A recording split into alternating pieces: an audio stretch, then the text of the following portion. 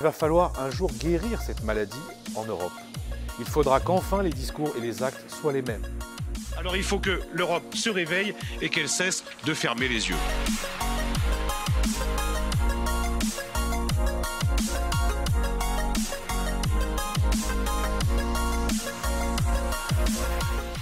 Vous écoutez Parti pris, le podcast d'Emmanuel Morel.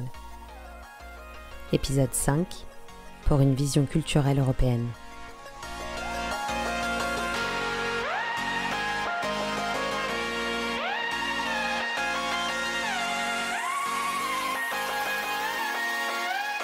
Bonjour Emmanuel Morel. Bonjour. La question culturelle est un vrai enjeu pour l'unité de l'Union européenne. Vous vouliez revenir sur plusieurs de vos propositions et travaux portés au niveau du Parlement européen. Oui, je souhaite aborder cette question parce qu'elle est bien trop souvent oubliée des débats qui sont aujourd'hui menés dans l'Union européenne. Alors c'est une réflexion qui n'est pas nouvelle. En effet, comme le disait déjà Stefan Zweig en 1932, alors que l'Europe était plongée dans ce qu'il appelait la lassitude morale, la méfiance, la nervosité, ça nous rappelle quelque chose, il appelait déjà à influer l'idéal de pays sur le continent au moyen de ce qu'il appelait une union culturelle. Une union qui devait précéder toute autre forme d'association politique, militaire, financière. Aujourd'hui, alors que le projet politique européen se heurte à son seul volet économique et financier, et j'ajouterais même disciplinaire, les aspirations sociales de bien trop de nos concitoyens européens sont mises sous le tapis et passées sous le silence. Et la concurrence entre les pays et ses populations, notamment à travers des directives comme celle des travailleurs détachés, empêche de créer une unité des peuples européens qui est pourtant vitale au bon fonctionnement dans cette union. Alors nous avons la chance d'appartenir à une communauté qui regroupe une pluralité de langues, une mosaïque de cultures et de patrimoines qui sont très différents. Or, avec le repli de certaines nations sur elles-mêmes, il semble important de recréer un cadre européen, une identité commune entre les peuples, qui ne se veut non pas supérieur, mais cumulatif avec les identités nationales. Face à un monde qui est toujours plus uniformisé, notamment par le modèle anglo-saxon, nous, les Européens, nous avons aussi notre mot à dire, et nous devons faire valoir notre modèle culturel qui est riche, qui est divers.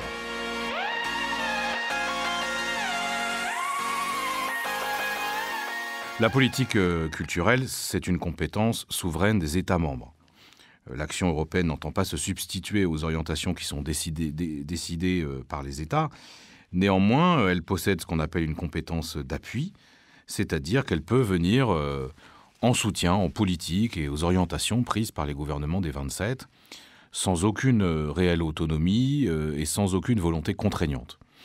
La Commission européenne accorde, encore une fois, comme d'habitude, une prédominance à la conception économique de la culture, c'est-à-dire qu'en plus d'objectifs assez généraux et en apparence ambitieux, comme par exemple la promotion de la diversité culturelle, malgré tout, ça reste quand même fondé essentiellement sur la visée économique. La Commission élabore des programmes qui sont destinés à exploiter l'ensemble du potentiel de croissance du secteur culturel, et on a un soutien de l'Union européenne qui s'effectue à plusieurs niveaux. Le premier, qui est direct, sous la responsabilité du commissaire européen à la culture, avec un soutien à des programmes dédiés. Alors ça se matérialise principalement autour de ce qu'on appelle Europe créative 2021-2027, qui, grâce à son budget de 2,4 milliards d'euros, permet de soutenir la création d'entreprises en lien avec le monde de la culture, le cinéma, etc. Ces financements sont répartis dans la culture à proprement parler, mais aussi les médias, ainsi que dans des actions ponctuelles comme la remise de prix ou encore les journées européennes. Les actions de ce programme s'organisent principalement autour de la coproduction de projets, des financements pour l'innovation, le développement du multilinguisme dans les œuvres culturelles. Ça, c'est vraiment le premier point. Ensuite, on a la culture qui est financée de manière indirecte, à travers les dispositifs de l'Union qui sont destinés à la cohésion et au développement régional. Tout le monde connaît, c'est la politique de cohésion de l'Union. Et ça se retrouve dans des projets de rénovation patrimoniale ou l'achat d'équipements culturels. Et enfin, l'Union européenne participe à des programmes divers qui permettent de donner une visée culturelle à un certain nombre d'initiatives. C'est notamment le cas d'Erasmus, qui est un programme d'éducation de la jeunesse très connu, mais aussi, moins connu, mais tout aussi important, Horizon Europe, qui est un programme européen de recherche et d'innovation.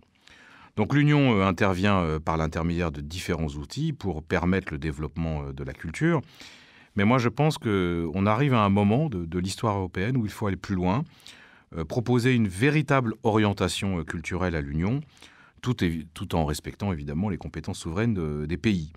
Et de mon point de vue, il faut d'abord définir son champ d'action propre, qui devrait être ce que j'appellerais l'unité culturelle. C'est-à-dire, moi, je propose l'unité culturelle des Européens et ensuite de coordonner des programmes additionnels qui ont été proposés. Alors, pour construire cette unité culturelle, il y a 4 axes qui sont particulièrement importants à développer. En premier lieu, je pense qu'il faut... C'est un sujet d'actualité. Il faut rappeler la richesse et la pluralité au sein de la communauté européenne. Pluralité de langues d'abord. L'Union est dotée d'un multilinguisme rare avec 24 langues et plus de 60 langues régionales. Et cette richesse, elle peut évidemment s'avérer un obstacle à la compréhension entre les citoyens. C'est pour ça qu'il est très important que les jeunes générations apprennent au moins 1 ou 2 langues parlées dans l'Union, en plus de leur langue maternelle. Deuxième point, il faut absolument développer l'interprétariat et la traduction. Vous savez, il y a un très grand Européen qui disait la vraie langue de l'Europe, c'est la traduction. Et je crois qu'il a totalement raison. Et c'est la condition d'une meilleure compréhension entre les citoyens. Alors les citoyens, ainsi que leurs représentants, ils doivent être en mesure de comprendre les débats qui sont menés au sein des institutions européennes.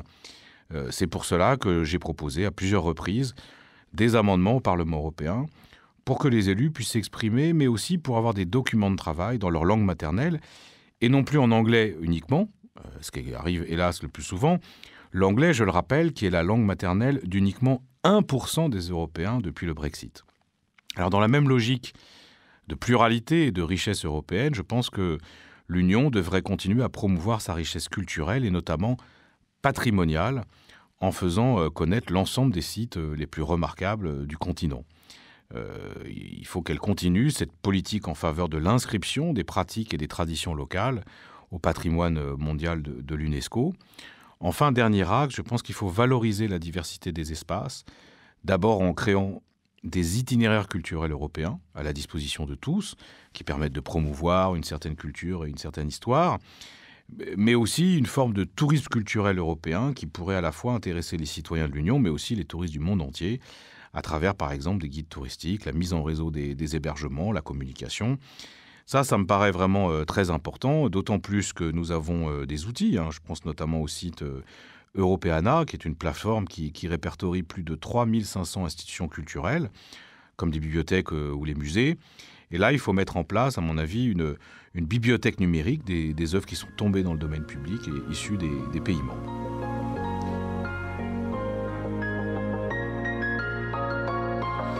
Il faut par ailleurs, et c'est un chantier très important, renforcer ce qu'on pourrait appeler l'éducation européenne, car si le continent a connu par le passé des conflits de grande ampleur, il a été traversé par des contradictions majeures, il y a quand même une histoire et une culture commune qui doit être connue par les jeunes Européens. Et pour cela, il pourrait être pertinent de travailler davantage à un manuel scolaire commun aux 27 pays, traduit dans les langues officielles. Bien sûr, il ne s'agit pas d'empiéter sur les compétences d'éducation qui revient aux pays membres, mais c'est important quand même de faire ressortir ce qui, dans nos histoires, est commun et ce qui peut intéresser les lycéens et les collégiens de toute l'Union européenne. Alors, sur le volet de l'éducation, on connaît le célèbre programme d'échange Erasmus, que j'ai déjà évoqué. Mais après 24 années d'existence, le programme a quand même quelques limites, outre le fait qu'il y a des restrictions budgétaires auxquelles il est soumis depuis de nombreuses années. C'est un programme qui n'autorise que les étudiants à vivre une expérience européenne. Et moi, je pense qu'il faut évidemment l'élargir, à des publics très différents. Alors, on a un Erasmus en direction des apprentis, mais il faut aller au-delà pour que chacun puisse participer à ce type d'expérience. Enfin, l'Union européenne, elle doit faire plus d'efforts pour favoriser l'essor de la création culturelle, notamment sur le volet cinématographique et musical. Alors en France, on a la chance d'être une exception finalement en matière de financement de l'industrie du cinéma avec le CNC, qui permet le développement d'un cinéma indépendant, très varié, très divers, et c'est une formidable opportunité pour le cinéma français. Mais je pense que c'est vraiment le type de dispositif qu'il faudrait généraliser. Parce qu'on a un cinéma européen qui est absolument passionnant dans à peu près tous les pays de l'Union, mais qu'il faut promouvoir davantage face aux mastodontes anglo-saxons qui, évidemment, dominent quand même l'essentiel des salles de cinéma.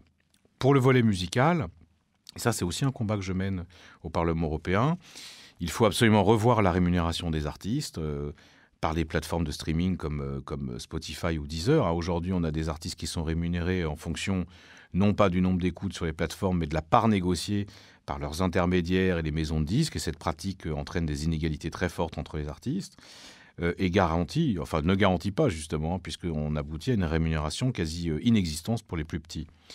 En réglementant la rémunération des artistes, l'Union européenne pourrait favoriser l'abandon de ce système qui est dit en anglais, je le cite en anglais, market-centric, qui est fondé donc sur les parts de marché au profit, à mon avis, d'un système qui devrait être plutôt user-centric, c'est-à-dire fondé sur les écoutes des utilisateurs. Toujours dans cette idée de favoriser les créations européennes, il pourrait également être intéressant de mettre en place, alors je sais que certains vont hurler, mais ce qu'on pourrait dire un protectionnisme musical, hein. Alors, c'était une idée qui est développée par Jean-Noël Tron, qui est directeur général de la Société des auteurs de musique, et qui propose d'imposer des quotas réservés à la création musicale européenne, comme c'est déjà le cas en France. Enfin, sur des sujets plus transversaux, sur lesquels moi je m'engage résolument au Parlement européen, il faut continuer à promouvoir la protection des créateurs par le droit d'auteur. C'est une notion française, mais on est arrivé à convaincre un grand nombre de nos collègues européens, parce que, alors c'est injustement traduit par le copyright anglais, mais copyright anglais, il ne protège pas l'auteur, il protège le propriétaire. Or nous, évidemment, ce que nous voulons, c'est protéger les auteurs, les créateurs. Et ça, c'est vraiment décisif. Et pour ça, il faut aussi continuer la lutte contre la contrefaçon pour inciter la Commission européenne, qui est sur ce sujet un peu molle, à protéger les créateurs et les producteurs de contenus culturels qui sont souvent victimes de contrefaçon en ligne.